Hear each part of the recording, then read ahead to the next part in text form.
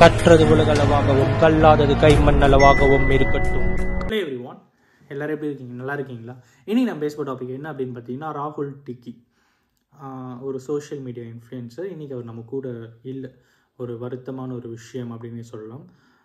அவரை பற்றி நான் ஃபர்ஸ்ட் டைம் எப்போ பார்த்தேன் அப்படின்னு பார்த்தீங்கன்னா, நேற்று மார்னிங் நான் வந்து பார்த்தேன். நேற்று மார்னிங் இந்த மாதிரி அவர் ஆர்ஐபி போஸ்ட் ஒன்று வந்து பார்த்தேன். ஆர்ஐபி போஸ்ட் பார்க்கும்போது சரி, ஓகே, அவருடைய ஃப்ரெண்டு இறந்துட்டாரு போல் அப்படின்னு சொல்லிட்டு நான் கடந்து போயிட்டேன். பட் நிறைய பேர் அதை பற்றி போஸ்ட் போடும்போது ஓகே, வேறு ஏதோ பர்சன் போல் அப்படின்னு சொல்லிட்டு நம்ம செக் பண்ணி பார்க்கலாம்னு சொல்லி செக் பண்ணும்போது தான் அவர் ஒரு சோஷியல் மீடியா இன்ஃப்ளூயன்சர் அப்படிங்கிறதும், இன்ஸ்டாகிராமில் ஒரு 8 lakh பீப்புள் ஃபாலோவர்ஸ் வச்சுருக்காரு அப்படிங்கிறதும் தெரிய வந்தது. அவருடைய ஜேர்னல் ஃபுல்லாக வந்து காமெடி ஜேர்னலாக மட்டும்தான் இருந்துட்டுருக்கு. So is married. அப்புறம் அவங்களுக்கு ஒரு அவருடைய அம்மா, அவங்க ஒய்ஃப், இவங்க 3 பேர் மட்டும்தான் இருக்காங்க. அவங்க அப்பா வந்து செப்பரேட்டட் போல். ஸோ அவருடைய இன்டர்வியூஸில் நான் பார்த்தேன். அதுக்கப்புறம் தான் எனக்கு ரொம்ப பிடிச்ச ஒரு யூடியூபர், அவங்களுக்கே தெரியும், ஆர்ஜே ஷா அவர்கள். ஸோ அவர் வந்து அவங்கள பற்றி ஒரு ஸ்டோரி போட்டிருந்தார். ஸ்டோரி இன் த சென்ஸ் யூடியூப்ல ஒரு கண்டென்ட் க்ரியேட் பண்ணியிருந்தார். அதுதான் அவருடைய ஸ்டோரி கேட்கும்போது ஒரு இன்ஸ்பைரேஷனாக இருந்தது. இன்ஸ்பைரேஷன் இன் த சென்ஸ் நானும் இந்த விஷயத்தை கடந்து போகணும் அப்படின்னு தான் நினச்சேன். But my mind is not allowing me அப்படின்ட்டு தான் லிட்ரலி அ ட்ரூத்.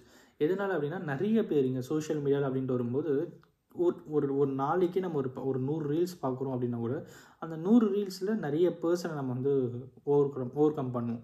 லைக் அவங்க வந்து சும்மா ஃபன்னுக்கு வீடியோ போடுறவங்களா இருப்பாங்க, சும்மா ஜாலிக்கு போடுறவங்களா இருப்பாங்க, ஒரு ஆம்பிஷன் வச்சு போடுறவங்களா இருப்பாங்க. அந்த மாதிரி நிறைய கைண்ட் ஆஃப் பீப்புள்ஸ் வந்து இருப்பாங்க, கரெக்டுங்களா? ஸோ ராகுல் டிக்கி அப்படிங்கிறவர் வந்து ஒரு ஆம்பிஷனோட ஒரு ஒரு ஒரு ப்ரொஃபஷ்னலிசமாக ஒரு இன்ஸ்டாகிராமை யூஸ் பண்ண ஒரு பர்சன் அப்படிங்கிறது தெரியும்போது, வாழ வேண்டிய ஒரு பையன் இறந்துட்டானே அப்படிங்கிறது தான் ஃபீல் ஆச்சு. அவரோட ஸ்டோரி கேட்டேன், ரொம்பவே வந்து கஷ்டமாக இருந்தது. லைக் அவர் வந்து கல்யாணம் ஆகிறதுக்கு முன்னாடி 10th படிக்கிற டைமில் அவர் கொஞ்சம் உடம்பு சரியில்லாமல் போயிட்டு 10th மார்க் கம்மின்ட்டு பாலிடெக்னிக்கில் சேர்க்குறாங்க. அப்போ அவங்க அப்பா அம்மாவுக்கு சண்டை வந்து அவங்க அப்பா அம்மாவும் செப்பரேட்டட் ஆகுறாங்க. அவங்க அம்மாவுடைய கவலையிலேருந்து அவங்க அம்மாவை இவர் வந்து ஆறுதல் சொல்லி நான் இருக்கமான்னு சொல்லி அவங்க வந்து பார்த்துக்கிட்ட விதம் ரொம்பவே அழகாக இருந்தது அப்படின்னு சொல்லலாம்.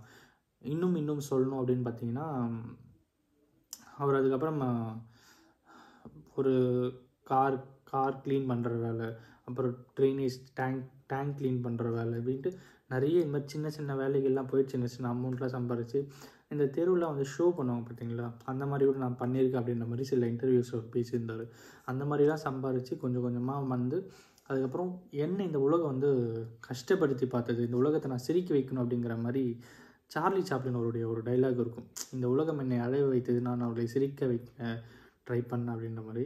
ஸோ அதுக்கு ஆப்டாகவே இவர் வந்து இருந்தார் அப்படின்னும், ஒரு படம் நடித்து முடிச்சிட்டார் அப்படின்னும், இன்னும் ஒரு 3 படத்துக்கு சைன் பண்ணியிருக்கார் அப்படிங்கிறதும் நமக்கு வந்து தெரிய வந்தது. எப்படி இறந்தார் அப்படின்னு பார்க்கும்போது, அவங்களோட ஒய்ஃப் கவுந்தம்பாடி, ஈரோடு பக்கத்தில் கவுந்தம்பாடி இருக்குது. நான் அந்த ஊர்லாம் போயிருக்கேன். எனக்கு ரொம்ப தெரிஞ்ச ஃபெமிலியர் ஊர் தான் அது. இன்ஃபேக்ட் அங்கெல்லாம் எனக்கு தெரிஞ்சவங்க நிறைய பேர் இருக்காங்க. ஈரோடில், அப்புறம் கவுந்தம்பாடியில், கோபிச்செட்டிப்பாளையமில், இங்கே இடத்துல எனக்கு தெரிஞ்சவங்க நிறைய பேர் இருக்காங்க. ஸோ இயர்லி ஒன்ஸ்னாலே நாங்கள் போகிறது வழக்கம். ஸோ கண்டிப்பாக இயர்லி ஒன்ஸ் கண்டிப்பாக நான் போவேன். அந்த மாதிரி தான் ஒரு சுச்சுவேஷன். நிறைய பேர் எனக்கு தெரிஞ்சவங்க ஈரோட்டில் இருக்காங்க. இவரும் பேசிக்கலி ஈரோடு பர்சன் தான். அவங்களோட ஒய்ஃப் வந்து கவுந்தம்பாடி அப்படிங்கிறனால பொங்கலுக்கு அங்கே விட்டுட்டு வந்ததாகவும், பொங்கல் கழித்து போயிட்டு கூட்டிகிட்டு வர்றதுக்கு ஐ திங்க் தேர்ஸ்டே நைட்டு போகும்போது ஒரு ரோட்டில் இருக்கிற டிவைடரில் ஒரு ஆக்சிடெண்ட் ஆகி அந்த ஆக்சிடெண்ட்டில் ஒரு ஸ்பாட்லேயே இறந்துட்டார் அப்படின்ட்டு கோபிச்செட்டிப்பாளையம் இருக்கிற ஜிஹெச் டாக்டர் வந்து கன்ஃபார்ம் பண்ணியிருக்காங்க. அப்புறமா அங்கே கூப்பிட்டு போகும்போது ஒரு சம்பவத்தில் அங்கேயே முன்னாடியே இறந்துட்டார் அப்படின்னு சொன்ன அப்புறம் மற்ற ப்ரொசீஜர்ஸ் எல்லாமே நடக்குது. ஒரு பக்கம் அது போயிருக்கு. பட் ஒரு நல்ல ஆம்பிஷனோடு இருந்த ஒரு பையன் இன்றைக்கி இல்லையே அப்படிங்கிறது வந்து ஒரு வருத்தமான ஒரு விஷயமா இருக்குது. இதுதான் அவருடைய ஆன்மா சாந்தி அடைய ப்ரே பண்ணிப்போம். அண்டு என்ன பேசுறதுன்னே தெரியல. பிகாஸ் ஒரு நல்ல சோல், நிறைய ஹெல்ப் பண்ணணும்னு நினச்ச சோல், நிறைய பேரை சிரிக்க வைக்கணும்னு மட்டுமே நினச்ச ஒரு சோல் இன்றைக்கி இல்லை அப்படிங்கிறது வந்து ஒரு கஷ்டமான ஒரு விஷயம்தான். ஒரு க்ரியேட்டராக this is a more pain and ஒரு பெரிய இம்பேக்ட் ஒரு க்ரியேட்டராக எனக்கு இருக்குது அப்படிங்கிறதையும் நான் இங்கே ரெஜிஸ்டர் பண்ணிக்கிறேன். ஹோப் ஸோ அவங்களோட ஃபேமிலியிலேருந்து சீக்கிரம் வெளியே வரணும் அப்படின்னும். 27 வயசு தான் அங்கே வாழ வேண்டிய வயசு. இந்த வீடியோவிலேருந்து ஒரு இன்டேக் என்ன அப்படின்னு பார்த்தா, நம்ம எங்கே எப்போ எப்படி போனாலும் கேர்ஃபுல்லாக வண்டி ஓட்டிகிட்டு போகணும் அப்படிங்கிறது தான் இந்த வீடியோவில் உங்கள்கிட்ட சொல்லணும் அப்படின்னு நினச்சேன். ஒரு நிமிஷம், ஒரு 10 நிமிஷம், 1/4 மணி நேரம், அரை மணி நேரம், ஏன் 1 மணி நேரம் நம்ம லேட்டாக போனால் கூட தப்பில்லை.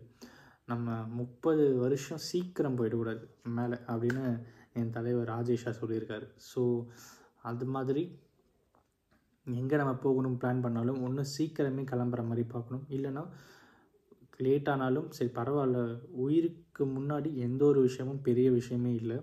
ஸோ பொறுமையாகவே போய்ப்போன்னு சொல்லி பொறுமையாகவே போக்குது வந்து பெட்டராக இருக்கும் அப்படிங்கிறது தான் இந்த வீடியோவில் உங்கள்கிட்ட சொல்லிக்கணும் அப்படின்னு நினச்சேன். சிலர் வந்து ஒரு ஹெல்மெட் போட்டு போனாருன்றாங்க, சிலர் ஹெல்மெட் போட்டுட்டு போகலைன்றாங்க.